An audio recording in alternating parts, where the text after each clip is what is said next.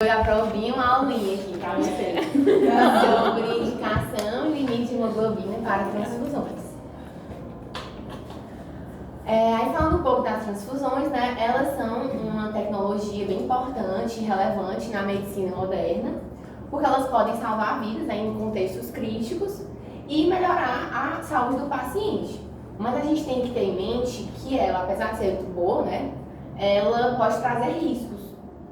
E como qualquer intervenção, ela pode também ter complicações, que podem ser complicações tanto agudas quanto tardias. Então, como por exemplo, infecções, reações imunológicas, sobrecarga circulatória. Então, apesar de ela salvar vidas, a gente tem que indicar ela de forma adequada e de forma racional. Em relação aos hemocomponentes e hemoderivados, o Ícaro vai abordar esse ponto melhor mais na frente, mas é só para dar um contexto assim, geral, né? Eles vão ser obtidos a partir da doação voluntária de sangue. E a partir dessa coleta do sangue total, eles vão passar por técnicas, né, de processamento e armazenamento.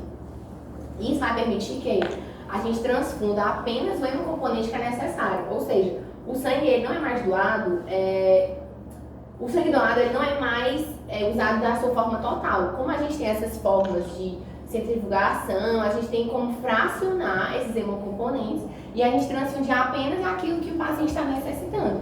Isso vai garantir mais segurança, né, diminuindo os riscos, né, relacionados às transfusões, e a gente vai garantir uma racionalidade do uso do sangue. Então, ou seja, uma única doação ela pode beneficiar diversos pacientes. E aí, falando mais especificamente do concentrado de hemácias, né, ela vai ser obtida através do sangue total doado, né, por centrifugação ou aférese, que é como se fosse uma coleta seletiva. Eu vou coletar somente aquilo que o paciente está necessitando.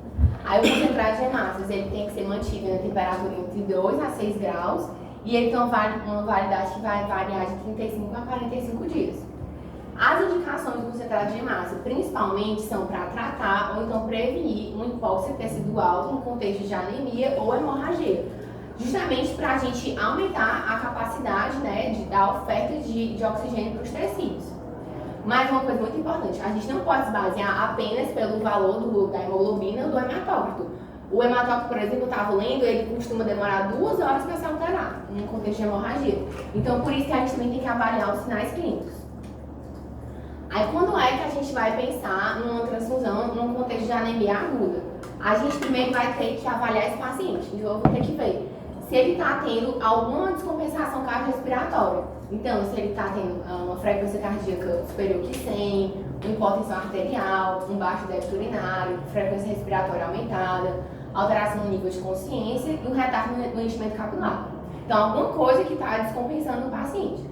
Se for num contexto de trauma, se ele tiver uma perda aguda maior que 25% do volume estimado, mas prestar atenção que em pacientes que são cardiopatas ou que têm uma doença pulmonar obstrutiva, esse percentual vai ser menor, de 15%. Mas, vamos supor um contexto de trauma, o paciente perde menos que 25%, mas eu estou vendo que ele já está tendo uma instabilidade hemodinâmica, eu também vou pensar em transfundir, e quando eu estou em hemoglobina pré-operatória de menor que 8, e eu sei que esse procedimento que o paciente vai ser exposto, ele vai ter uma perda grande de sangue.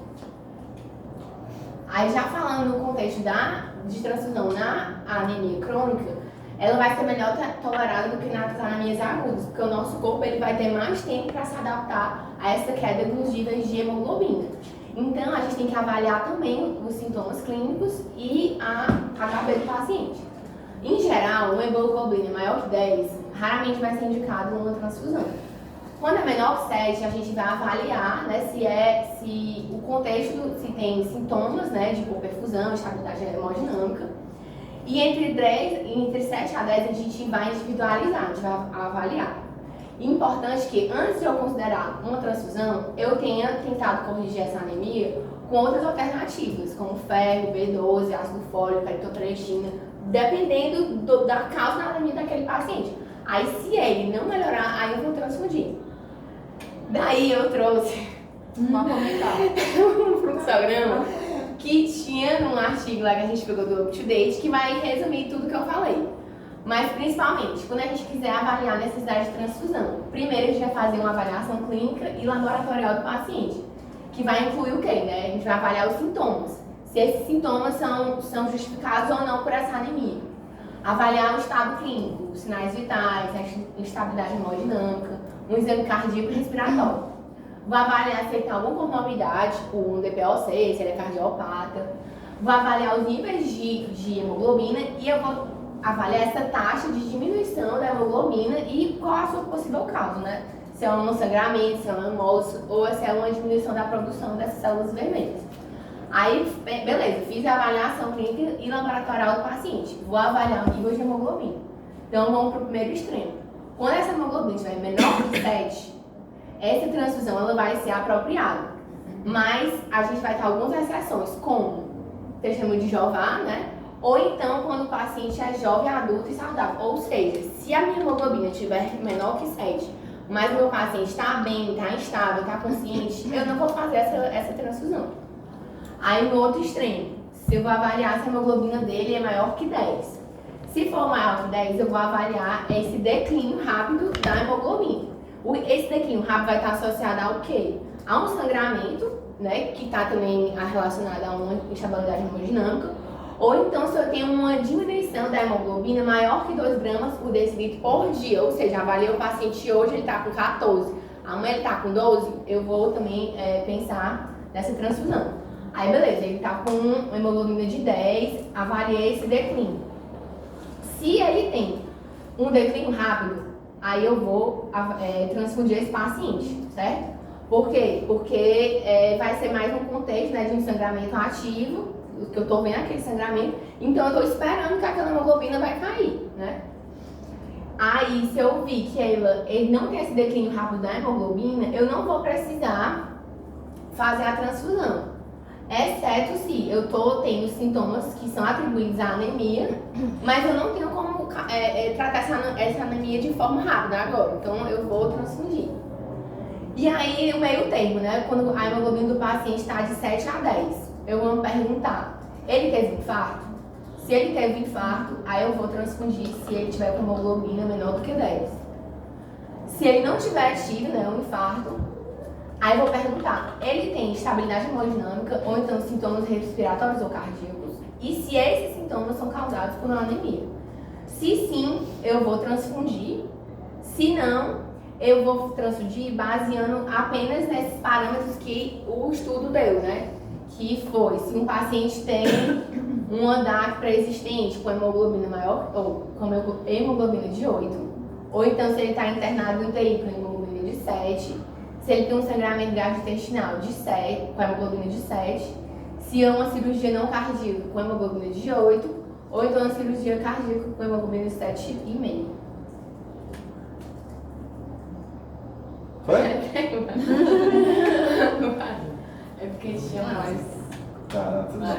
Então, agora a gente vai falar da prescrição. Quando você fala de prescrição, é importante você entender quando você prescreve, que foi as devidas causas apresentadas pela Ana Vilca, como e o que você espera na transfusão. Então, como toda medicação, como todo ato médico, você tem que esperar as repercussões clínicas e as complicações, certo? Mas a gente vai começar falando dos hemocomponentes e hemoderivados, né? Para quando você prescrever, você sabe o que está prescrevendo, certo? Então vamos lá. Então o sangue, ele é dividido, quando ele é centrifugado, né? Existe os componentes, eles apresentam diversas densidades, né? E por isso, quando a gente centrifuga, a gente observa praticamente 3 níveis, né? E a gente chama o nível mais baixo, estão presentes as hemácias, devido à maior densidade. No nível intermediário, o buff coat, né, que a gente fala de plaquetas, né, e mais acima você tem todo o resto do plasma, né, e todos os demais componentes que estão presentes no sangue. A partir disso, né, o paciente ele apresenta o sangue total, faz a doação de sangue, né, o centro hematológico responsável ele é responsável justamente pela separação dessas partículas. Então, o que importa para a gente no contexto da anemia é o concentrado de hemácia. Contudo, né, a depender do que o paciente apresente, né, às vezes tem uma anemia, mas tem uma trombocitopenia com sangramento ativo, existem diversas indicações para você transferir.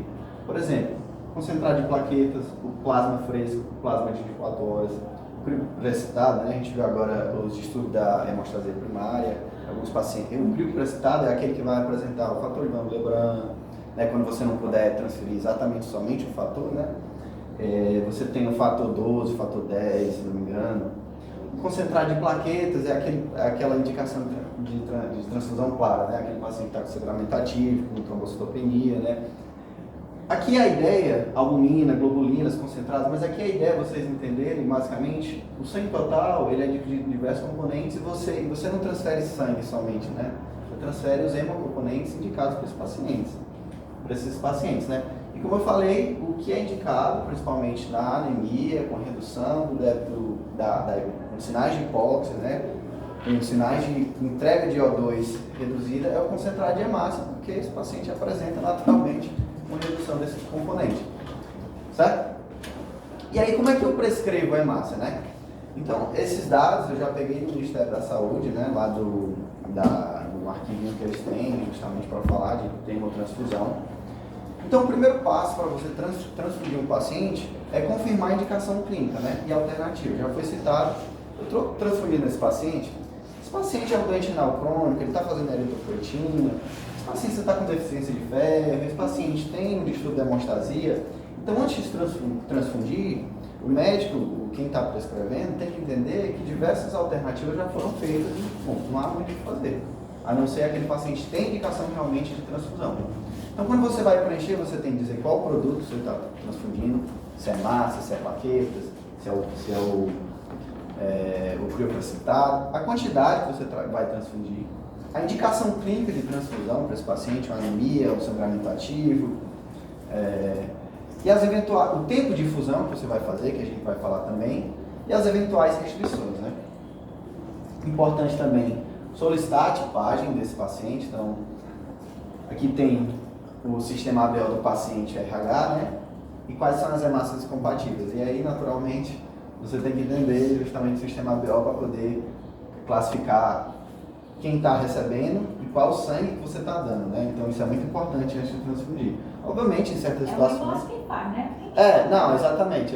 Você solicita, né? E aí vai chegar para você tudo certinho. Obviamente, quando você está... É porque aqui é outro cenário, né? ACLS é outra coisa, né? Então...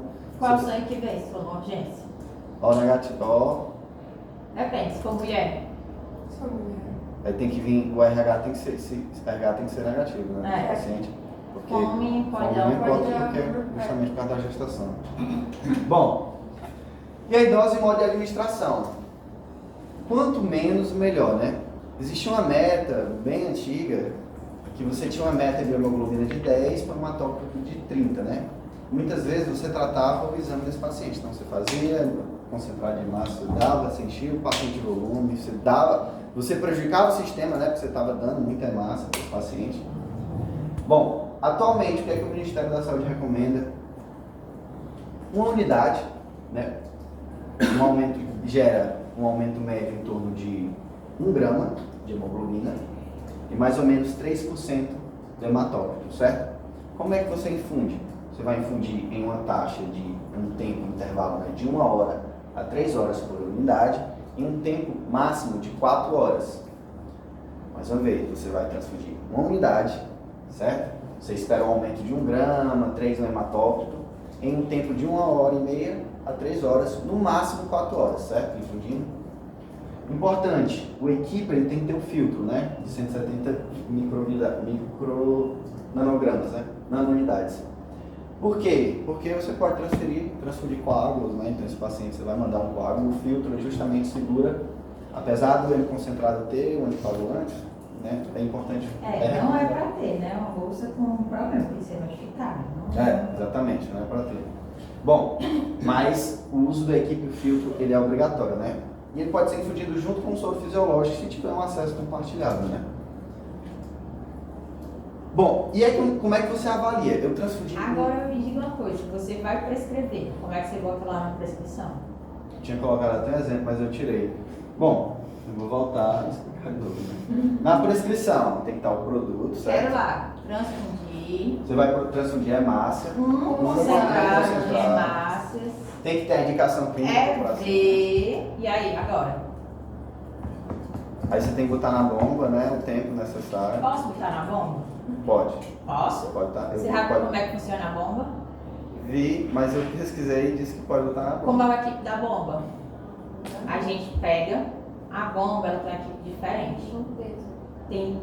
Tem 2 clampos aqui que eu tenho que esticar, colocar numa bomba, fechar e comprimir com 2 bolinhas que vão passando a vazão. O que você acha que essas hemácias iam lá acontecer? Eles vão Você vai transferir o destruídos, quê? Fragmentos. fragmentos. Mas eu fiquei nessa dúvida se você transfundir em Jamais. bomba e eu vi que transfundir em bomba. Jamais. Você vai matar o pobre paciente com potássio e não vai resolver nada que você está transfundindo esquizostos. Bom, para não falar besteira depois eu vou procurar. Outra coisa, você já assistiu The Pitch? Sim. Já. Muito bom. Mas no último episódio do desastre é que a residente faz, quando chega um paciente com choque hemorrágico, Não lembro o que era. sapeca um tensiômetro E aperta. e aperta a hemácia. Verdade. Pode fazer aquilo ali. Ah, sim. Também ela está destruindo as hemácias que ela está dando para o paciente dela. Verdade. Como você transfunde? Você deixa correndo? Sim? Sou. Aí aqui vem 15 gotas por minuto nos primeiros 10 minutos e 10 minutos do lado do paciente. Ah, isso dá mais ou menos 50 ml, né? Vai ver. Aí tem um checklist de transfusão, é uma coisa seríssima na transfusão. Por isso que a gente diz, não vamos transfundir ninguém eletivo à noite. A gente vai transfundir de manhã, tem que dar um técnico lá, nos primeiros 10 minutos. Pressão, frequência cardíaca, temperatura. Teve qualquer alteração, grau de temperatura, um ataque cardíaco, você vai suspender. Eu ia falar isso. Qualquer suspeita de reação, você vai suspender. Né? Professora, como é que é as gotas? 15 gotas por minuto. Por isso até que a gente leu e antes de você transfundir, você tem que, se o paciente tiver com febre, você tem que estabilizar essa febre. Isso. Porque Ela não a pode estar febre- subindo, ela pode estar descendo, vai Uhum. subindo não. Então você vai fazer 15 gotas por minuto por 10 minutos. Não teve reação, vai aumentar para 45 gotas por minuto. E aí vai transfundir nesse período. Em situações de emergência, um paciente chegou lá no HGF com hemorragia digestiva, vomitando sangue para tudo quanto é lado. Vai vir uma bolsa, né, se for positivo, se for negativo, que vai comer aberto. Como assim, aberto? Abre tudo. Tá. Mas jamais em bomba, tá certo? E jamais arrochando a copa das hemácias. Por gentileza, não arroche as hemácias. É uma boa, assim, vai na boa intenção, mas aí lasca, né? Quando eu vi essa cena, eu, cadê o médico que supervisionou esse episódio aí? Tá tudo perfeito. No último episódio foi. Ele aperta Ela tem assim com todo vigor para entrar no sangue do paciente. Então, Tu já assistiu? Tem um desastre lá e tá em múltiplas vidas. Onde é que tem, hein? Causa. É Na muito HBO. bom. É no Max, É no Max. muito bem Na feito. Max, E outra coisa que ela fez, fizeram VNI no paciente com trauma com pneumotórax. Foi mesmo. Né? Ah, eu Aí vi, foi eu vi. filmado. Foi, piorou. Foi até um interno que fez. Aí Foi. colocaram lá. Mas pelo menos deu. Pelo menos foi o né? interno, né? Culpa do interno. Entendi errado. É muito boa, sério. Mas realmente, quando eu vi essa do sangue, Cada episódio é 1 hora de. Mas eu acho, professora, que é proposital isso. não. Ela é super bem supervisionada. Então, exatamente. Lá do house, Ela bem fez isso, supervisionada. eu acho que eles sabiam que daria problema, mas ela fez para mostrar Pra para matar criar Realmente, drama por baixo ela disso. salvou lá, mas não pode perder É. a calma, né? Então, Não, assim, é. nada de espremer. Eu já vi uma vez a pessoa querendo puxar o diabo, mas não, filho, tira aí da bomba, não, o sangue não vai de bomba, não. Né? Então, uma célula, gente, você está transformando uma célula inteira, né? Não é uma proteína.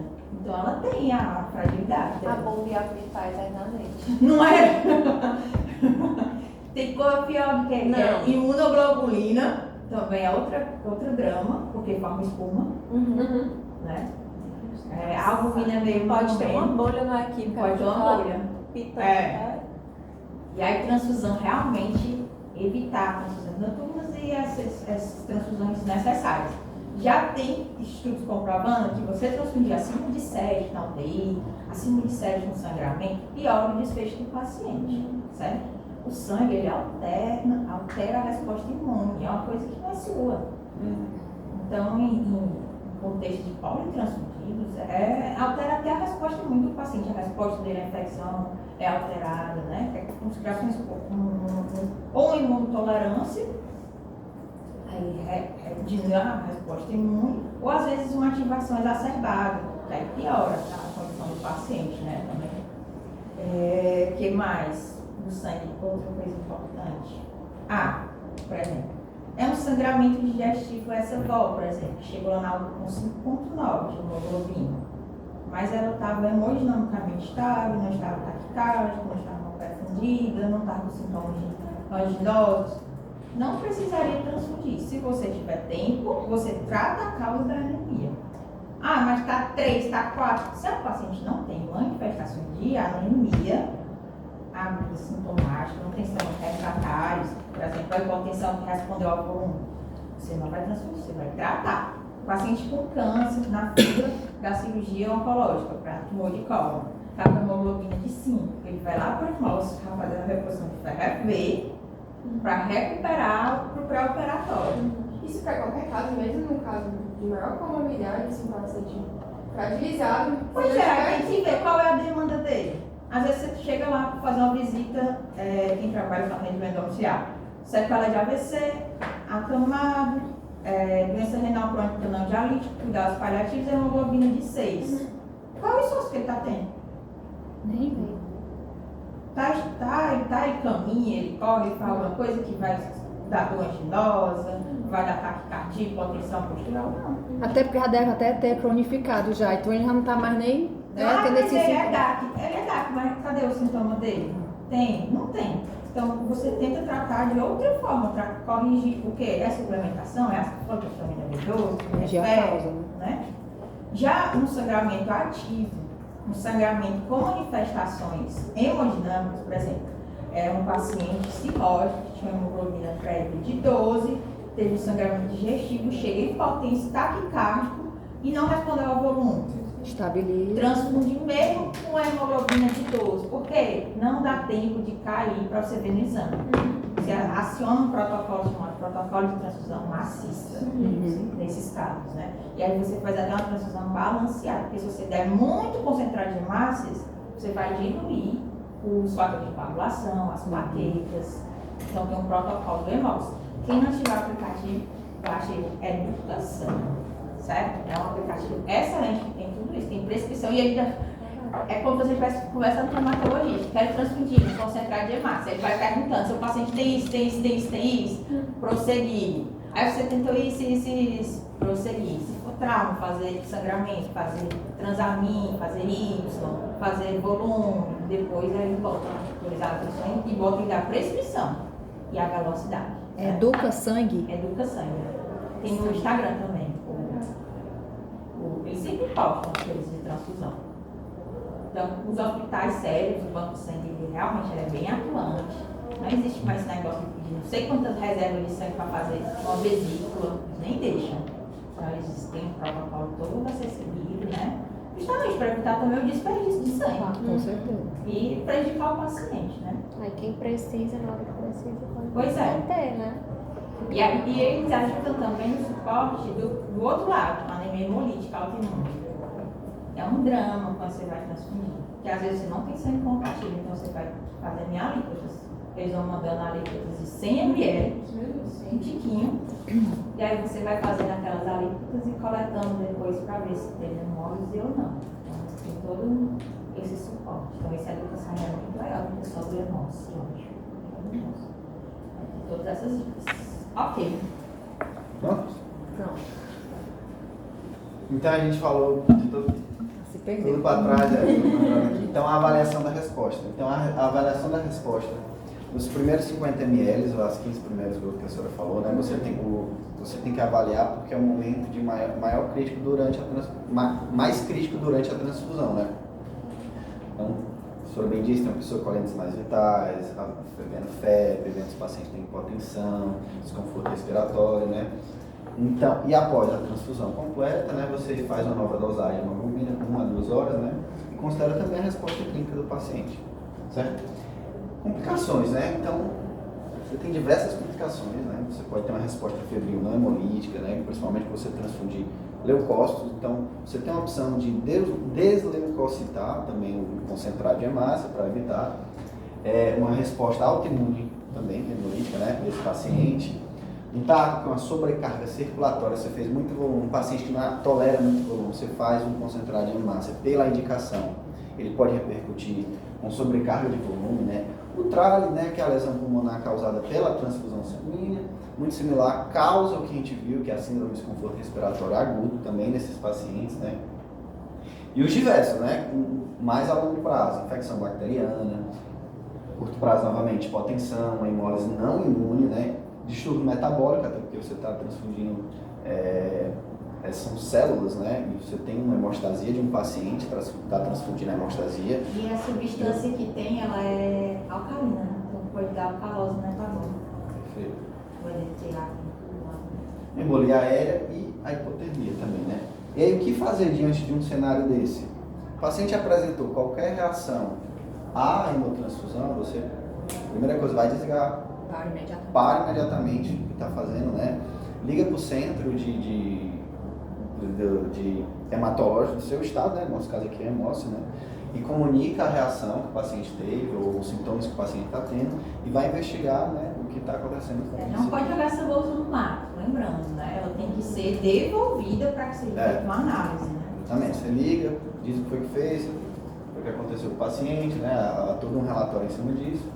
E aí você dá seguimento com o que, a depender do que o paciente apresentou, né, da reação.